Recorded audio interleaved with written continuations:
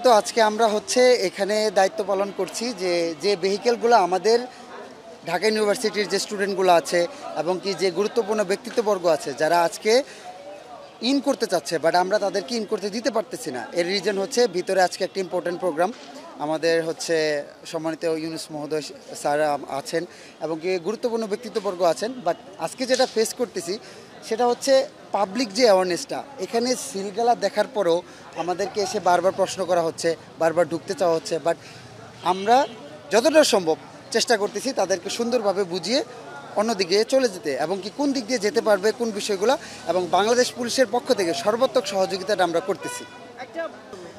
মূলত হচ্ছে বাংলাদেশ পুলিশের যে যারা কাজ করেন তাদের অনেক ইমার্জেন্সি থাকে, অনেক সময় তাদের প্রোটেকশন ডিউটি থাকে, অনেক সময় তাদের ইমার্জেন্সি যেতে হয়।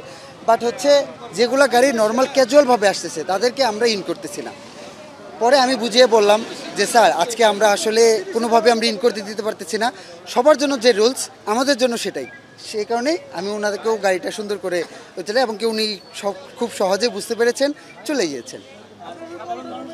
প্রথমত হচ্ছে আমরা এখানে যারা আসতেছে তাদের আইডেন্টিটি কার্ড চেক করতেছি, যারা ভার্সিটি স্টুডেন্ট তাদেরকেও আমরা চেক করতেছি।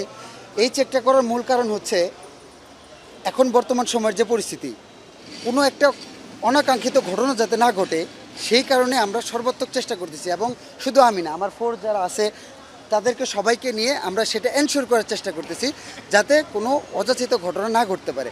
এবং এর জন্যই আমাদের পরিশ্রম, এর জন্যই যে বাংলাদেশ আমাদের দেশ, আমরা আমাদের দেশের সিকিউরিটি সেফটির জন্য সর্বাত্মক সহযোগিতা এবং আমাদের পেশাদারিত্ব বজায় রেখে আমরা সব সময় কাজ করতে প্রস্তুত।